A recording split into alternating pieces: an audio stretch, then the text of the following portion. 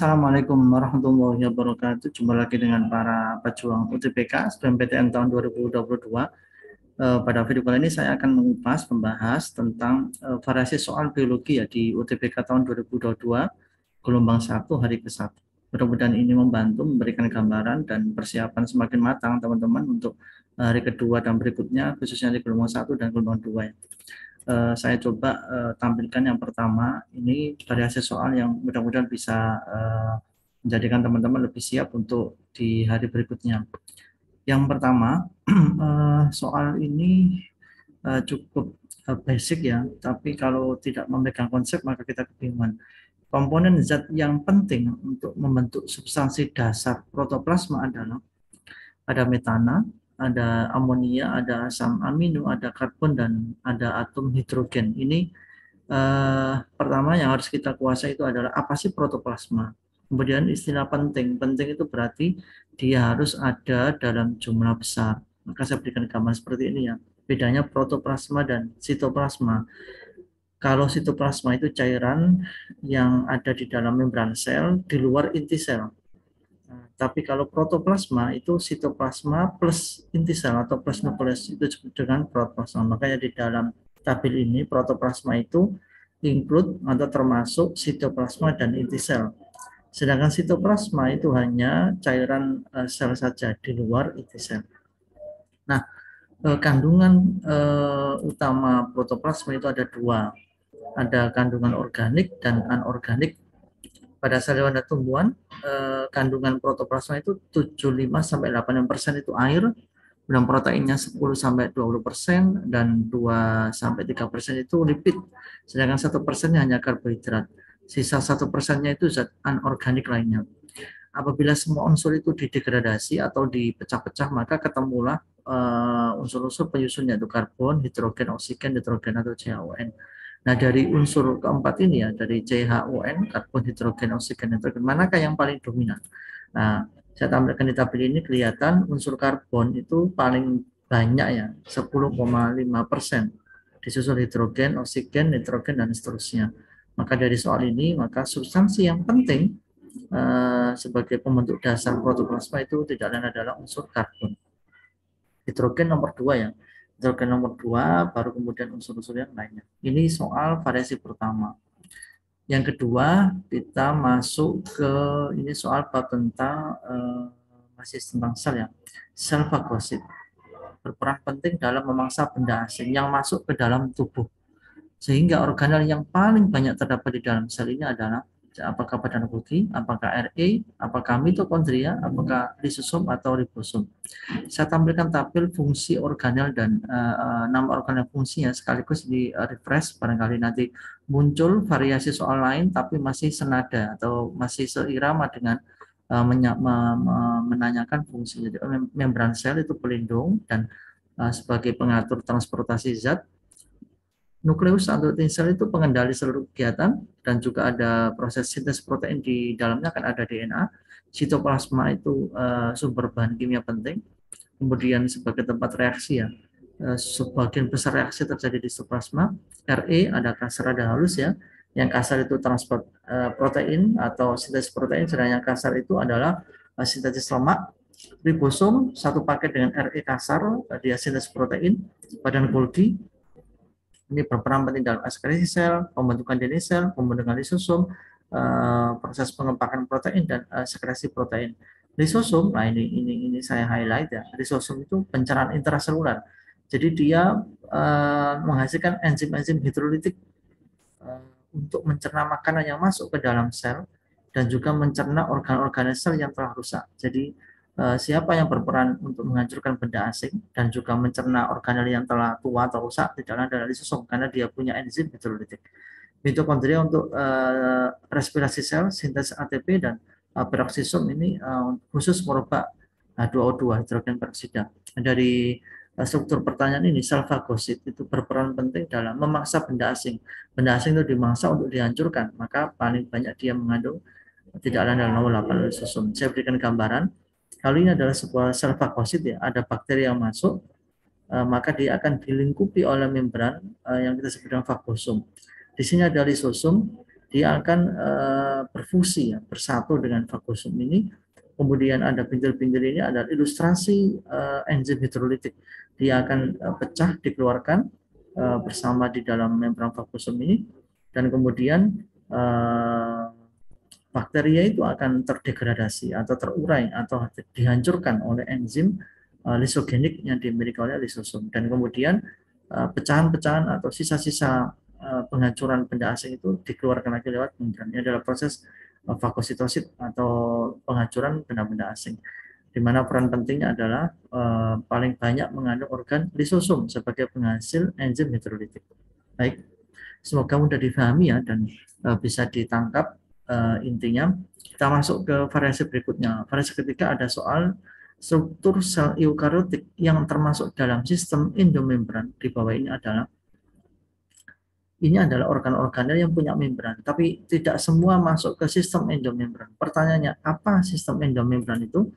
Sistem endomembran adalah himpunan membran atau kumpulan membran yang membentuk unit fungsional dan perkembangan tunggal, baik yang terhubung bersama-sama, jadi membran-membran yang saling terhubung atau yang saling bertukar melalui transportasi vesikal. Saya beri gambaran ini. Ini gambar sebuah irisan sel ya.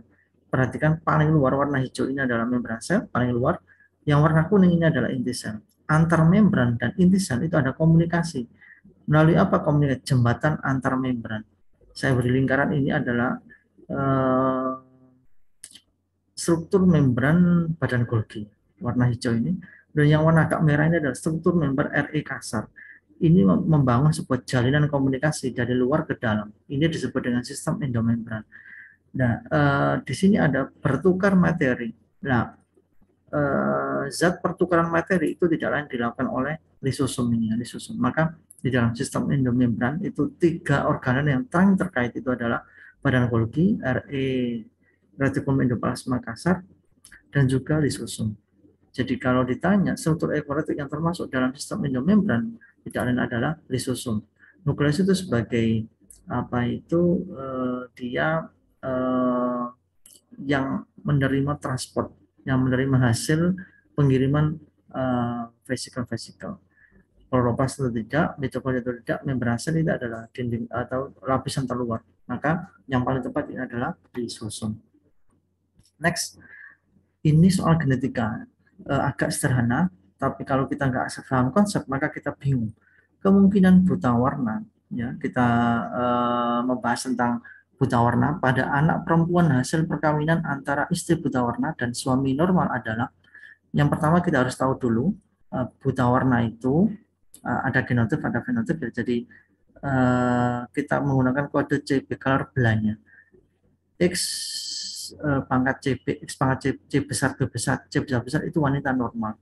Jadi XX itu adalah wanita jika pangkatnya adalah C besar, B besar dua-duanya, maka dia wanita normal. Kalau salah satunya adalah C kecil, B kecil, maka dia wanita kaya. Dia normal tapi pembawa sifat buta warna. Sedangkan kalau kedua X ini adalah pangkatnya adalah C kecil, B kecil, maka dia wanita buta warna. Dan pada pria cukup banyak 2 karena buta warna ini terpaut ya, atau dia nempel di kromosom X saja, Y-nya nggak ada. Jadi kalau kromosom X ada C kecil, B kecil, maka dia pria buta warna. Sedangkan kalau kromosom X ada C besar, B besar, maka dia pria normal. Jadi dia punya gamet. Kalau wanita normal, gametnya hanya 1, X, C besar, B besar. Kalau wanita karier, gametnya 2, bisa X, C besar, B besar, dan X, C kecil, B kecil. Kalau wanita buta warna, gametnya cuma 1 juga, X, C kecil, B kecil. Pria normal, gametnya 2, X, C kecil, B kecil, dan Y. Dan pria buta warna juga gametnya 2, X, C kecil, B kecil. Nah, kita lihat di soal ini, yang dicari adalah kemungkinan buta warna pada anak perempuan. Dari mana? Dari perkawinan antara istri buta warna dan suami normal. Ini istri buta warna ya. X, C kecil, B kecil, X, C kecil, B kecil. Sama kayak di tabel ini ya. Ini istri buta warna menikah dengan laki-laki normal. Pria normal X, C besar besarnya. Nah, pertama adalah kita tentukan gametnya. Karena ini sama ya, maka gametnya cuma 1, X, C kecil, B kecil. Sedangkan ini kan 2 unsur yang berbeda, ada X, C besar-besar dan ada Y. Kemudian ini kita saling silangkan. Nah, X, C kecil, B kecil, dan X, C besar-besar ketemu X, C besar, B besar. Yang besar kita dulukan penulisannya X, C kecil, B kecil. maka ini menjadi perempuan normal karena salah satunya masih kapital ya. Kalau dua-duanya huruf kecil maka dia buta warna. Tapi karena salah satunya ini kapital, dia normal tapi karya. Yang kedua, ini kita gabung dengan ini ya, X, Y, ketemu dengan X, C kecil, B kecil, Y, jadinya adalah laki-laki, sorry, laki-laki buta warna, ini tipe ya, laki-laki buta warna. Nah, di sini pertanyaan kemungkinan buta warna pada anak perempuan. Anak perempuannya normal semua, laki-lakinya saja yang buta warna. Jadi, persentasenya adalah 0%, karena tidak ada wanita yang buta warna, adanya wanita yang normal. Berikutnya di nomor 5, sel-sel yang mengalami meiosis 1 dalam tubuh seminivirus adalah tubuh seminivirus ini adalah bagian dari testis ya. Berarti ini adalah meiosis pada sel kelamin laki-laki. Nah, saya gambarkan di bagan ini ya. Ini adalah bagan spermatogenesis, pembentukan sperma dimulai dari sel induk jantan, spermatogonium, kromosomnya 2N, dia pertama mengalami mitosis ya. Mitosis itu dari satu sel menjadi satu sel ya. Spermatosit primer ya, menjadi spermatosit primer masih 2N karena dia mitosis.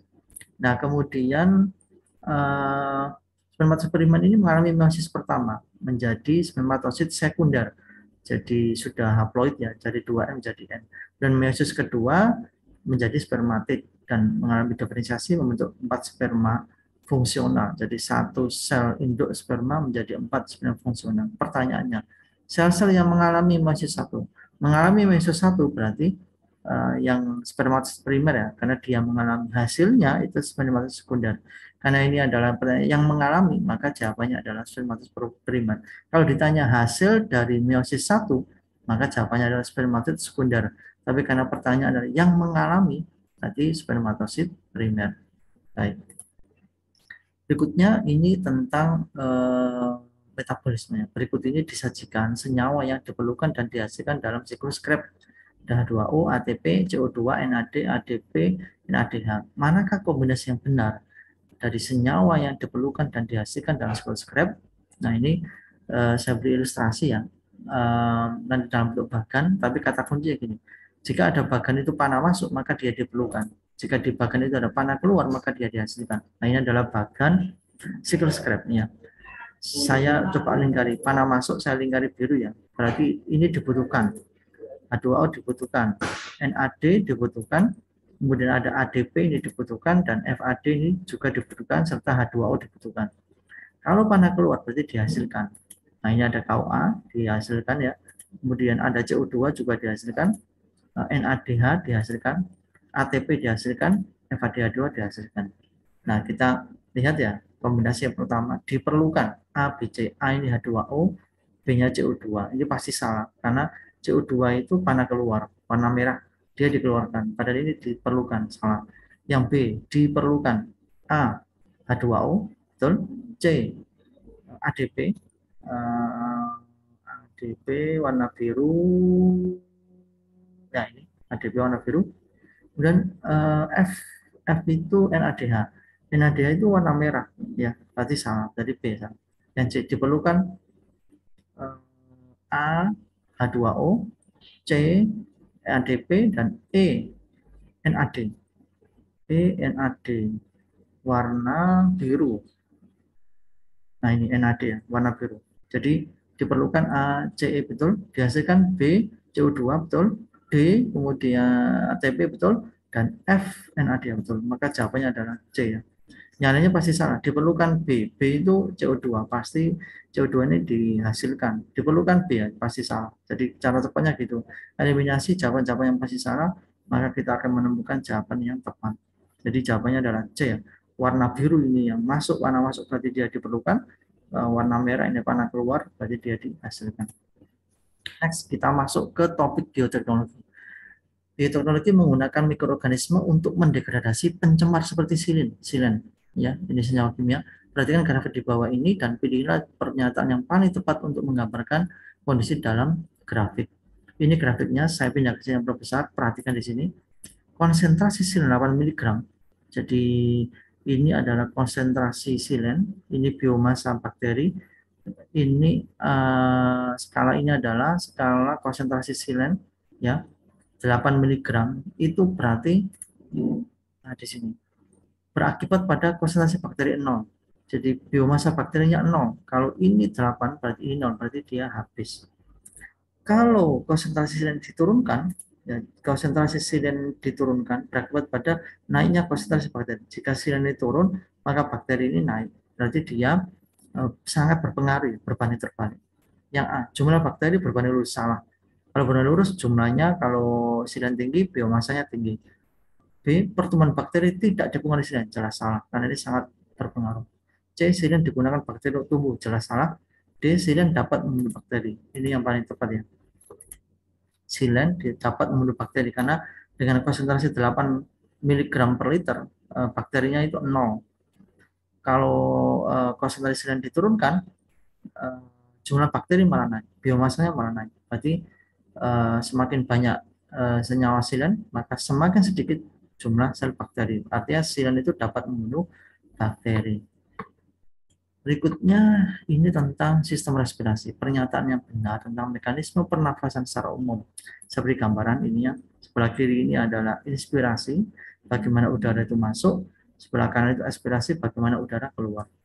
Catatan yang paling penting, ini perhatikan ya, jika diafragma dan otot tulang rusuk itu kontraksi, ya, diafragma kontraksi, otot tulang rusuk juga kontraksi, maka rongga dada itu mengembang, naik, dan udara masuk. Dan kebalikannya, jika diafragma plus otot tulang rusuk itu relaksasi, diafragma relaksasi, otot tulang rusuk itu relaksasi, maka rongga dada mengempis atau turun, udara keluar. Nah, kita cek yang A, otot diafragma relaksasi, volume kecil, udara keluar. Otot diafragma relaksasi, rongga dada mengempis, volume kecil, udara keluar. Maka ini jawaban yang tepatnya A. Yang B, C, D pasti salah. Coba dicek aja nanti pasti salah. Berdasarkan dua kunci ini ya. Ini kunci sederhana tapi sangat efektif untuk menentukan jawaban. Baik, itu teman-teman beberapa contoh variasi soal di hari pertama, gelombang 1, mudah-mudahan membantu. Kita ketemu di hari kedua, mudah-mudahan ada soal-soal yang bisa saya bahas lagi. Tetap semangat. Wassalamualaikum warahmatullahi wabarakatuh.